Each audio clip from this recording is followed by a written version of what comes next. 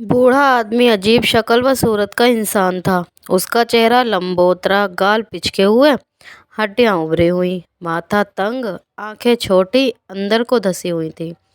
सिर के बाल सफ़ेद और लंबे थे, जो औरतों की लटों की तरह खजूर के रेशे से बंधे दोनों ओर सीने पर पड़े थे। दाढ़ी नाफ तक लंबी थी, मूछें दाढ़ी से मिल गई थीं, लबें इतनी बड़ी हुई थीं कि मुंह को ढककर दाढ़ी से जा मिली थीं। इस शक्ल व सूरत को देखते हुए बूढ़ा किसी बन मानुष से कम नहीं लगता था। उसके बाएं हाथ में इंसानी खोपड़ी थी और दाएं हाथ में किसी इंसान के हाथ की हड्डी थी। गले में हड्डियों की माला थी। पहनावा भी अजीब था। एक लंबा जुब्बा था, जिसका नीचे का हिस्सा ऊँट के ऊन का था। सिर से कंबल लपेटे हुए था। उसकी छोटी छोटी आंखें, भीतर को धसी हुई आंखें, चिंगारियों की तरह चमक रही थीं। उस बूढ़े का नाम अबरश था। बूढ़ा काहिन भी था और आराफ भी। तमाम अरब उसे जानता था। उसे लोग पहुंचा हुआ इंसान समझते थे। उसकी बातों पर यकीन रखते थे। अबरश ने चमकती आंखों से चारों ओर देखा। हर ओर इंसान ही इंसान नजर आ रहे थे। सब खामोश खड़े थे, उसकी ओर नजरें गड़ी थीं। अबरश ने तेज आवाज में कहा, ए लात व हुबल के पूजने वालों, शायद तुमको याद होगा कि आज से पूरे 40 साल पहले इसी तरह की रोशनी और इसी तरह की चमक एक बार पहले भी देखी जा चुकी है। जिस तरह आज हम तुम सब हैरान हैं, वैसे ही उस दिन भी हुए थे। मुझसे उस दिन पूछा गया था कि ये चमक और रोशनी कैसी है। उस दिन मैं चुप हो गया था, इसलिए कि मेरे इल्म ने जो बात उस दिन बताई थी वह मैं बयान नहीं कर सकता था, और आज मैं बिना पूछे खुद ही बयान करता हूँ। लोग बड़े ध्यान से उसकी बातें सुनने और विचार करने लगे। अबरश ने कहा, देखो, मेरे हाथ में ये इंसान की खोपड़ी है और ये हाथ की हड्डी है। मैंने इन्हें उस मैदान में पाया था जहाँ बनु बकर और बनु तगलब जैसे ज़बरदस्त कबीलों की लड़ाई पूरे 40 साल तक जारी रही। मुमकिन है कि दुनिया इस लड़ाई को जहालत का करिश्मा बताए, लेकिन अरब जानते हैं और अच्छी तरह जानते हैं कि ये जिहालत की लड़ाई न थी, बल्कि खुददारी और इज़्ज़त और नामूस की हिफाजत के लिए लड़ी गई लड़ाई थी। यह सही है कि हमारे कबीलों में एका नहीं है, वे बिखरे हुए हैं। हर गांव, कस्बे और शहर का हाकिम अलग है, मगर हमारा एका भी मुनासिब नहीं है। जब हम एक हो जाएंगे तो हमें एक दूसरे से दबना पड़ेगा। इससे हमारी खुददारी को धक्का लगेगा और यह बात हमारी रिवायतों के ख़िलाफ़ है। अबरश तकरीर कर रहा था और लोग बड़े गौर से सुन रहे थे। उसने आगे कहा, ए अरब के सपूतों, इस खोपड़ी की ओर देखो। इस खोपड़ी ने मुझे आगे की बात बता दी है। दुनिया करवट लेने वाली है। एक बड़ा इंकलाब होने वाला है। हमारे माबूदों को रुसवा किया जाने वाला है।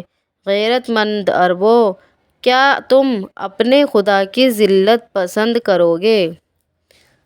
हर ओर से आवाज़ें आईं, कभी नहीं, हरगिज़ नहीं, ज़िंदगी की आखिरी सांसों तक नहीं। अबू लहब के पैर में चोट आ गई थी, तकलीफ़ थी, वे अच्छी तरह खड़ा ना हो सकता था। हमज़ा के कंधे पर हाथ रखे खड़ा था। उसने चिल्लाकर कहा, हम अपने माबूदों को जलील करने वालों के सिर तोड़ देंगे, मर जाएंगे, पर अपने खुदाओं की ज़िल्लत गवारा न करेंगे। अबरश ने कहा, यही होना चाहिए जिन माबूदों को हम और हमारे बाप दादा पूजते रहे हैं। क्या हम ऐसे ही बेहिस, ऐसे ही जाहिल जलील कमीने हो जाएंगे कि उनकी ज़िल्लत गवारा कर लेंगे? लात व उज़्ज़ा की कसम, हरगिज़ नहीं। सच्चे माबूदों के पुजारियों, सुनो। आज से 40 वर्ष पहले रात को ऐसी चमक और रोशनी देखी गई थी जैसी आज देखी है। वे रात बड़ी डरावनी थी।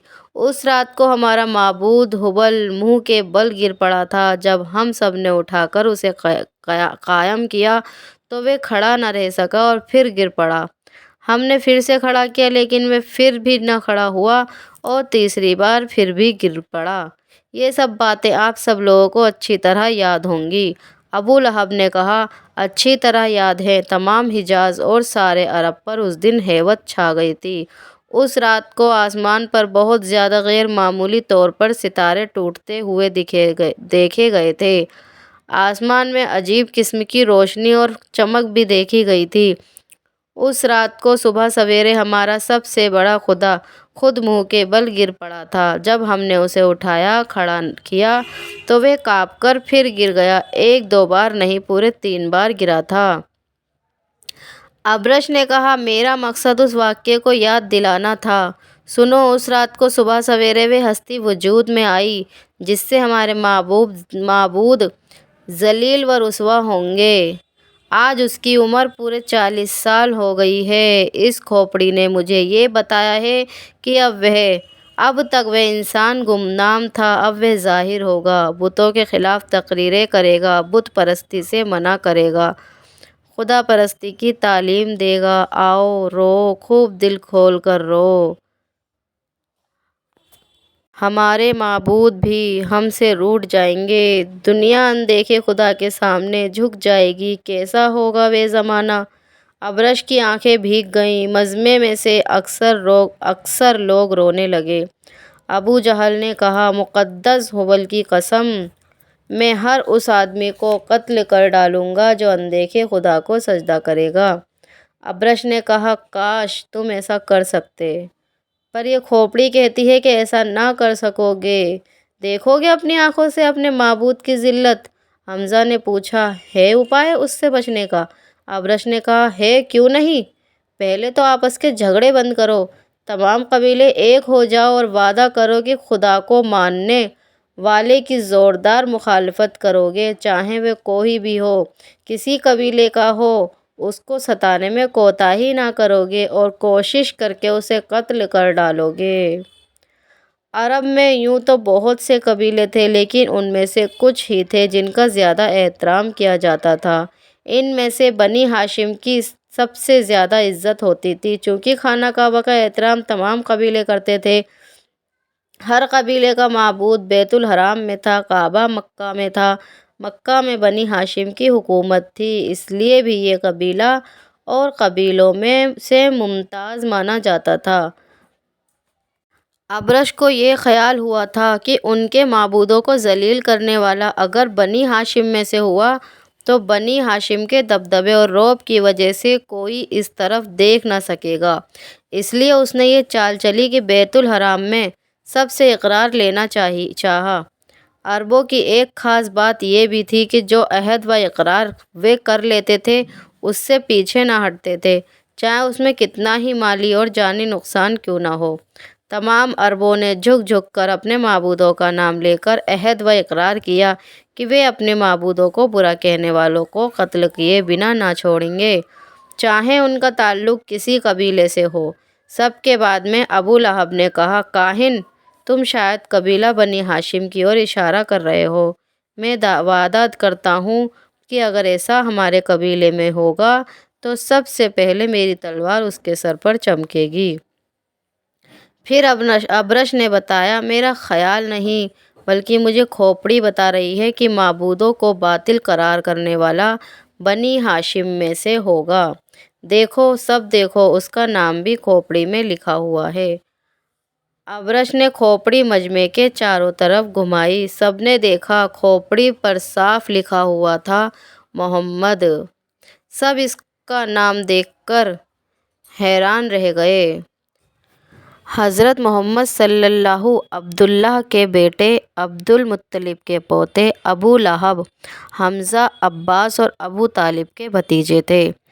آپ 22 اپریل 571 عیسوی سوموار کے دن سورج نکلنے سے پہلے بہت صبح سویرے پیدا ہوئے تھے۔ آپ کی عمر 40 برس تھی۔ لوگ جانتے تھے اور اچھی طرح جانتے تھے کہ آپ سے زیادہ سچا اور امانت دار کوئی نہیں۔ بہت کم بولتے، تنہائی پسند کرتے، کبھی کبھی پہاڑوں پر چلے جاتے، کئی کئی دن وہاں رہتے، لیکن ابھی تک ان کی اور سے کوئی ایسی بات نہیں ہوئی تھی جس سے یہ گمان کیا جا سکتا کہ وہ بتوں کے خلاف آواز اٹھانے والے ہیں۔ آپ کے والد کا انتقال آپ کی پیدائش سے پہلے ہی ہو چکا تھا۔ جب آپ 6 سال کے ہوئے آپ کی والدہ کا انتقال ہو گیا۔ اس طرح آپ بچپن ہی میں باپ اور ماں کے سائے سے محروم ہو گئے۔ باپ کی وفات کے بعد آپ دادا کی نگرانی میں رہے۔ جب 8 برس 2 ماہ 10 دن کے ہوئے تو آپ کے دادا عبدالمطلب بھی اس دنیا سے سدھار گئے۔ اب آپ کے چاچا ابو طالب آپ کے ولی ہوئے۔ آپ ان کے پاس رہ کر 40 سال کی عمر کو پہنچے۔ یوں تو پورا عرب آپ کے اچھے اخلاق اور برتاؤ کی وجہ سے آپ کو مانتا تھا، لیکن سب سے زیادہ ابو طالب آپ کو مانتے تھے۔ ابو طالب نے کہا، ابرش، کیا تم پیارے بھتیجے پر الزام لگا کر کوئی فتنہ کھڑا کرنا چاہتے ہو؟ ہرگز ایسا نہ کرو، میں اسے برداشت نہیں کر سکتا۔ ابرش نے کہا، حضور، میں مقدس حبل کی قسم کھا کر کہتا ہوں کہ میں اپنی اور سے کچھ کہہ نہیں رہا ہوں، نہ کہہ رہا ہوں، نہ کر رہا ہوں۔ میرا علم اس کھوپڑی کے ذریعے جو مجھے بتا رہا ہے وہی کہہ رہا ہوں۔ ابو طالب نے جوش میں آ کر کہا، تم جھوٹے ہو، تم کو ہمارے خاندان سے کوئی دشمنی ہے، اس دشمنی کو غیب دانی کے پردے میں نہ نکال رہے ہو۔ ابرش نے نمی کے ساتھ کہا، اے مکہ کے سردار، میری یہ ہمت نہیں ہے کہ حضور کے خاندان پر کوئی الزام لگاؤں۔ حضور کے خاندان کا پلا ہوا ہوں، نمک کھا رہا ہوں، میرے دل و دماغ میں دشمنی کا خیال تک نہیں آ سکتا۔ ذرا صبر کیجیے اور دیکھیے کھوپڑی کیا کہتی ہے۔ ابو طالب خاموش ہو گئے۔ اب رش نے کھوپڑی گھمانی شروع کی۔ اتنی گھمائی کہ وہ گول دائرہ اور پھر گول دائرے سے صرف ایک بندی بن کر رہ گئی۔ ابرش نے کہا، دیکھیے کھوپڑی ایک بندی بن کر رہ گئی ہے، پر دیکھیے اور دھیان سے دیکھیے، یہ بندی خداؤں کو ذلیل کرنے والے کا نام بن کر چمکے گی۔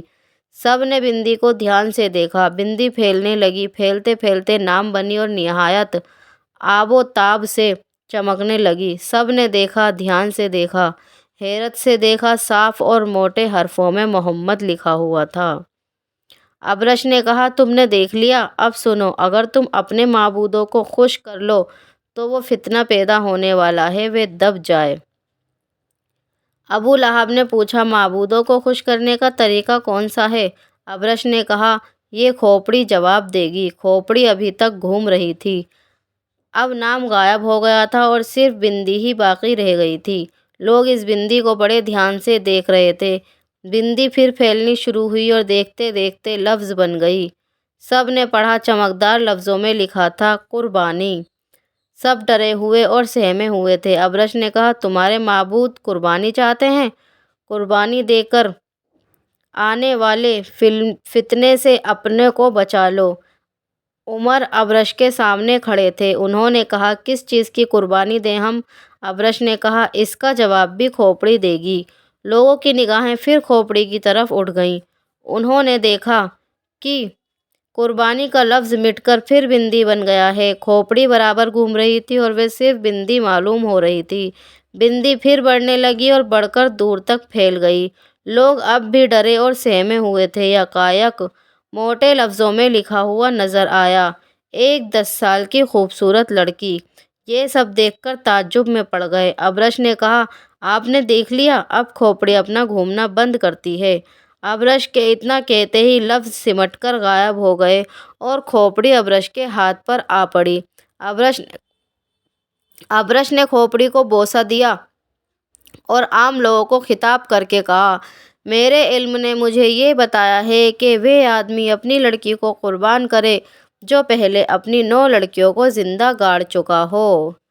عربوں میں لڑکیوں کو زندہ گاڑ دینے کی رسم عام تھی۔ سنگ دل اور بے درد باپ اپنی معصوم بچیوں کو زندہ گاڑ دیتے تھے اور اس پر بڑا گھمنڈ کرتے تھے۔ اکثر لڑکیاں تو پیدا ہوتے ہی قتل کر دی جاتیں یا زندہ دفن کر دی جاتیں، پر کبھی کبھی ایسا بھی ہوتا کہ جب لڑکی بڑی ہو جاتی، میٹھی باتیں کرنے لگتی تو بے درد باپ پہلے गड्ढा खोद आता और फिर लड़की को अच्छे कपड़े और जेवर पहनाकर बस्ती से बाहर ले जाता। उसको गड्ढे के किनारे पर खड़ा करके धक्का दे देता। लड़की चीखती चिल्लाती खुशामदें करती, पर जालिम बाप उसकी आवाज़ पर तनिक भी ध्यान न देता, बल्कि ऊपर से ढेले मार मार कर मिट्टी डाल देता और इस तरह अपने कलेजे को जिंदा गाड़ देता और वापस लौट आता और इस संगदिल रस्म पर बड़ा घमंड करता।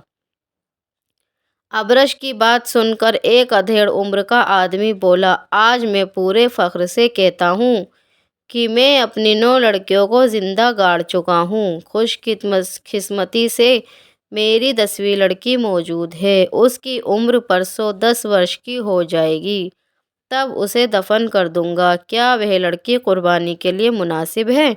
अबरश ने उस बदबख्त को देखकर कहा, कैस, तुम वाकई खुशकिस्मत हो कि अपनी 10 साल की बेटी को जिंदा दफन करके अपने माबूदों को खुश कर लोगे और तुम्हारे इस कारनामे पर दुनिया रश्क करेगी। कैस बिन आसिम का बनी तमीम कबीले से ताल्लुक़ था। वह बड़ा संगदिल था। अपनी 9 लड़कियों को जिंदा गाड़ देने के बावजूद वह 10वीं लड़की को जिंदा गाड़ देने पर तैयार हो गया था।